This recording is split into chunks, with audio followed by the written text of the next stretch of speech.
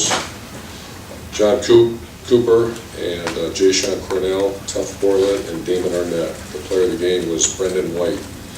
Ended up with 10 tackles, 3 assists, 2 tackles for loss. On offense, we have J.K. Dobbins, ended up with 185 yards, 3 touchdowns. Luke Farrell played very well, arguably his best game. Wide receiver, you have Johnny Dixon with 96 yards receiving and a touchdown. Paris Campbell. And then offensive line, we gave it to all 5. They were actually player of the game. We gave it to the offensive line with Mike Weber getting an honorable mention. If he didn't lay it on the ground, he played really hard. And then special teams was very solid. Saturday we had 2 kickoff returns against us for 25 total yards. And Spielman was a heck of a returner. He had 1 return for -2 yards. And we had a block punt that was obviously a big part of the game. So answering any questions, obviously a big one this week against Michigan State. Very strong rivalry that we have a lot of respect for that team, and they're playing as good a defense as there is in the country. So I'll answer any questions for you. Front row middle, Dave. Urban, what are you seeing from your linebackers this year? Not just this past game, but what are you seeing from your linebackers? I see improvement. I see a group that was really all for 3 new starters. You know, Tuff was a returning guy, but you had Barron playing, and you had Malik full-time starter, and Pete Warner first-time starter. So I see improvement, but we still have far too many missed tackles. We had 6 or 7 tackles for losses that we missed. So that's what I see. And when Dwayne Haskins takes off and scrambles, it seems like sometimes he's sliding too early. What do you see from him? I know it's not his forte, but when he scrambles, what are you seeing from him? What are you teaching? Yeah, you like to see him, you know, you'd like to see him get all he can and then get down. I know the one you're talking about.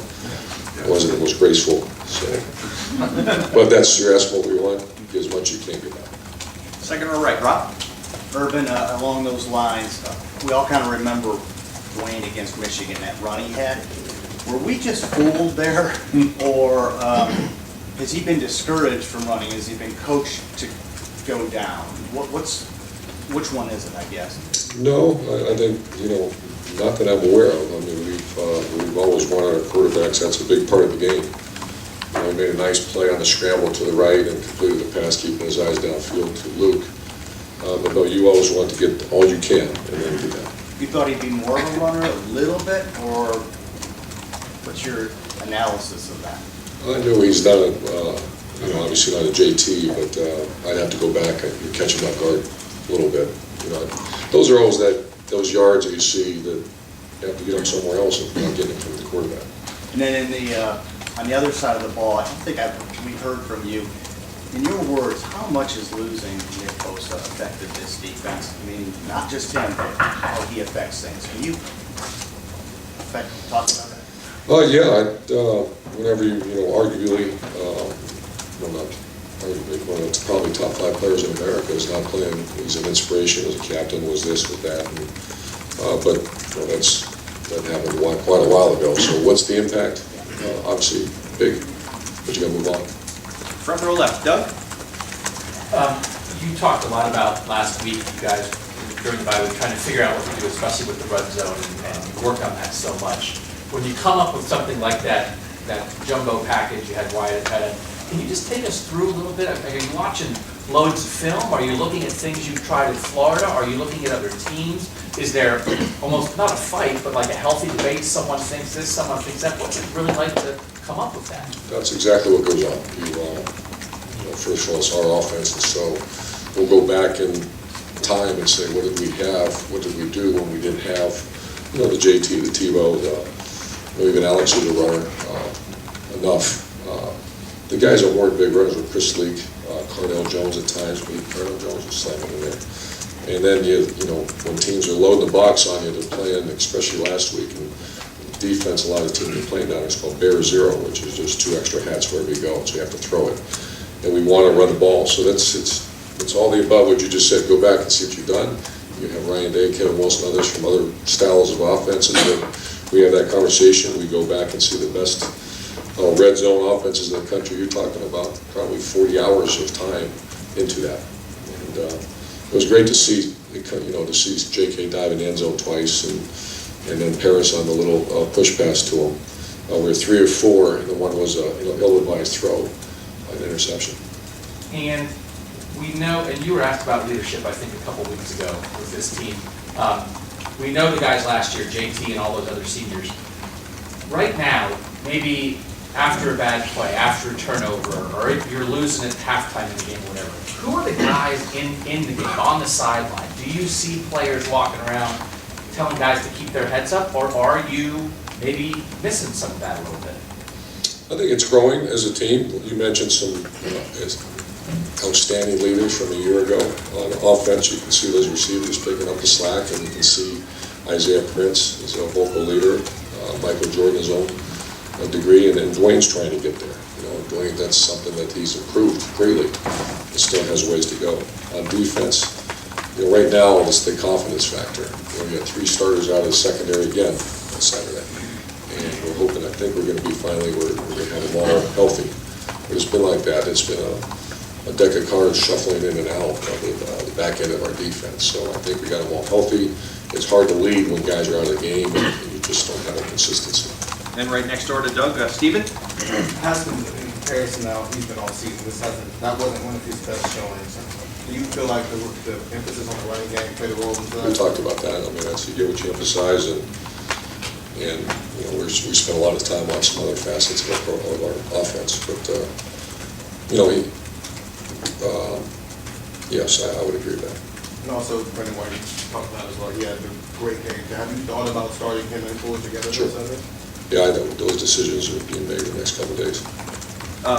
Back row middle, Patrick? Following up with Brendan, you guys obviously have kind of been in flux at that position throughout the year. I know you said after the game that he needed to prove to the coaches and whatnot, but what did you see from him that made him the next guy in? And do you think that this is something he can consistently do, or is that just a one game he's excited to be in type of thing? We're going to find out. He's certainly going to play. He's earned that right. He's practiced. That was coming. That was his practices have been very good the last couple of weeks. And Coach Grinch made that clear in front of the team after the game.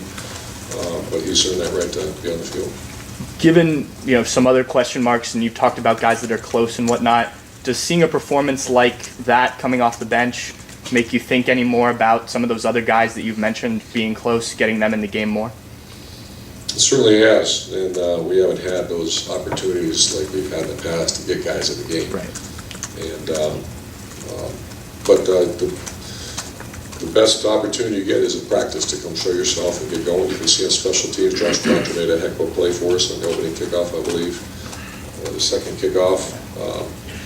And some other guys are really coming on, Taraji Mitchell, and some of these other guys are going very good for us in special teams. That's practice, special teams, opportunity to play on defense.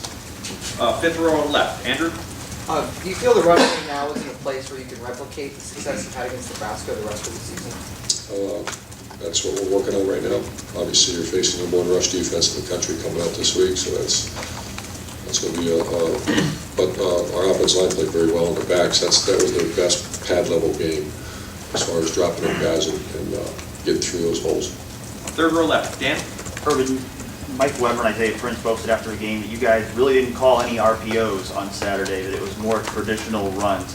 What kind of made this past week the time that you guys decided to change to more of a traditional running scheme? That was part of those hours and hours and hours of how do we get those 2 guys involved in the game and let them drop their pads and go do what they do best, and that's run the ball. And I don't know if that's exactly true, but the majority of them were direct handoffs. Do you think that what worked against Nebraska is sustainable going into a game like this with such a tough rush defense?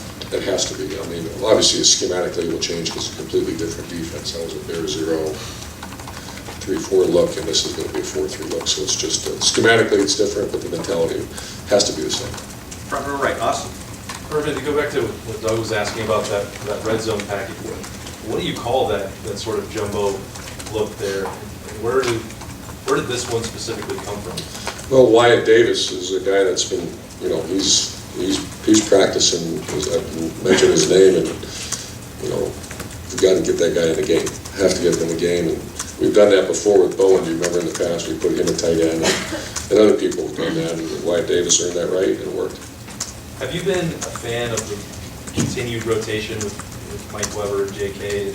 Some people say running backs need to get a rhythm, and going back and forth on the drives maybe. Is that a part of the problem for the running game in your mind, or have you been okay with how that's played out this season? I've been okay with it. I don't micromanage that too much, but if I have to, I'll get involved in that. But I think a fresh back that goes a good series, and then the next guy gets the next series. And obviously near the end, JK got a couple extra series. Just he was so tight with football. We got to make sure Mike takes care of the ball. Front row right, Tim? Did you notice something coming out of that game, and maybe yesterday, is there a little bit more bounce in the step of your offensive line and your running backs? I mean, I would think Dalber is part of what you want to see coming along this late in the season. What did you just notice about them coming off a game like that? Well, they're very healthy now. They're, Thayer is healthy. Wyatt Davis, we get a little bit of depth. Owen's practicing with the team again. They had 2 excellent weeks of practice, and they were confident going in that game, and we stuck with it. When you put in something like that, though, with like, in other words, a full house backfield, do you literally have to have other things out of it? Is that part of the way you look at it? Yeah, we did a couple things out of it. We ran the Paris play, and then we tried to throw a couple times, and I'm not sure we hit one if I remember right, but you have to do other things out of it. Yeah. Another thing, when you say Michigan State's really coming on defensively, they had some problems really early in the year, but they've gotten them straightened out, it looks like. What just stands out about their defense more than anything else as you watch them on video?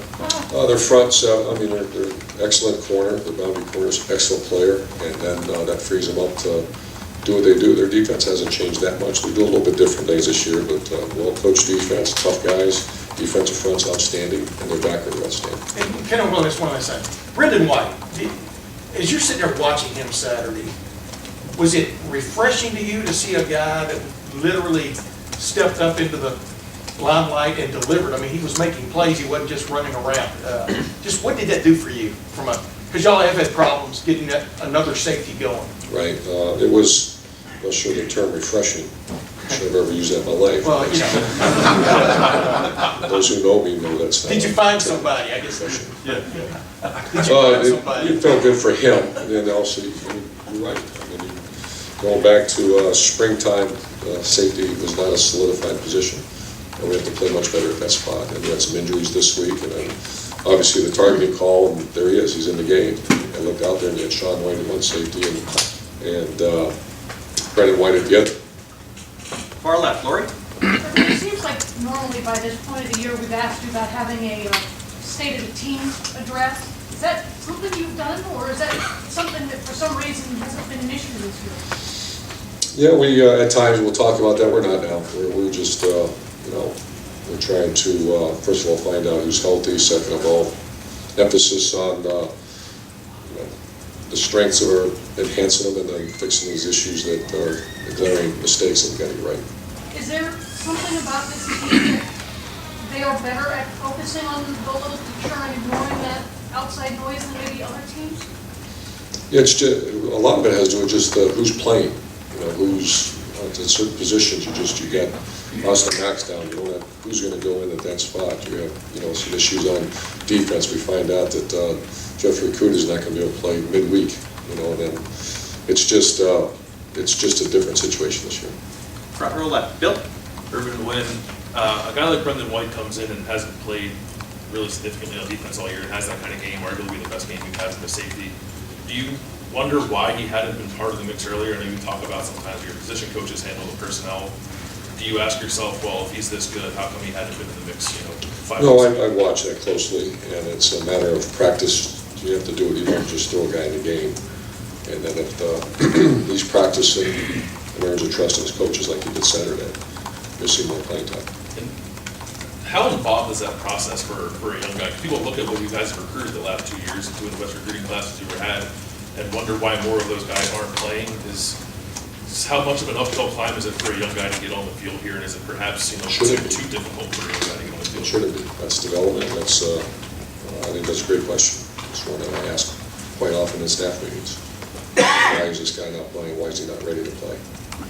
Second row left, Ari? When you talk about how essential it is for your assistants to be able to recruit, just wondering if through the first few months, your assessment of the way Brian Hartline has done in that realm of his job? Yeah, pretty good. I'm just trying to think who we have that he's Yeah, for this class, we have a handful of receiver commits, and he's doing a very good job. Specifically, coming in and never recruiting before, this is his first time as a coach and whatnot, what's an honest assessment of how difficult the position he's been put in to replace somebody who's been fired, to have to answer questions about uncomfortable topics? And not only that, he's gotten a few commitments. Can you maybe put yourself in his shoes as a young recruiter? I mean, how difficult would it be coming out of the gate, not only learning how to recruit, but to have to overcome some of those obstacles? Just very, very observant, that's true. You know, he was thrust into a situation, and I think one of the great things he had some veteran group coach, and he has very good recruiters around here to see how it's been done. He's been here for a couple of years, that's a positive. You have to assess that, though, as you move forward and decide, because he feels like he's trying to prove that he belongs on the staff for the future, almost like a tryout. I mean, how big of the assessment of whether or not you keep him next year is involved in how he's done in that realm? He's done very good. He's done very good, and we'll address it at the right time, and he's done very good. Front row right, Bill? Last couple questions, folks. The passing game has been good all year, run game got it going. On defense, how close are you to creating kind of defense you need to be if you want to get the running? I think we're getting closer. I think we got to quit shuffling lineups, and we got to, obviously, even though we gave up three big plays, one was just a long pass, another was a throwback, pretty well good schemed up play, and then our longest run, other than the quarterback scramble, was 24 yards, the other one was 12 yards. It's getting closer, but it's nowhere near the standard we want. And I get this question a lot, so I'll ask it. The linebackers have come under a lot of criticism. We have players who played there before, certainly potential Jonathan Booker, Justin Hilliard, Barry Brown, and others. Has there been any thought to personnel changes there, and why you're sticking with the guys you stuck with? That's constant conversation. When missed tackles was the alarming thing this weekend, and we'll put the best players out there that we think can help us win the game. And final question is third row right, Tony? Urban, we talked to Terry McLaurin last week about Chris Olave, and he said that they saw back in camp that he could play. And he mentioned that maybe the reason he hadn't played until this point is because you didn't get to see him in camp, and you needed to be shown that he was tough enough to handle being thrust out there. I'm wondering, do you feel like you were maybe slower or disadvantaged in terms of learning the new players because you didn't get to see them in August?